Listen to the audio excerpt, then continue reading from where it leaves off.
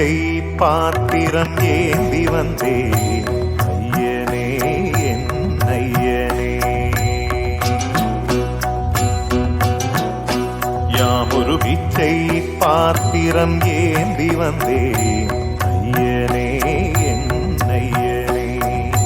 பிண்டம் என்னும் எலும்பொடு சதை நரம்புதிரமும் அடங்கிய உடம்பு எனும் பிச்சை பாத்திரம் ஏந்தி வந்தேன் ஐயனே என் ஐயனே.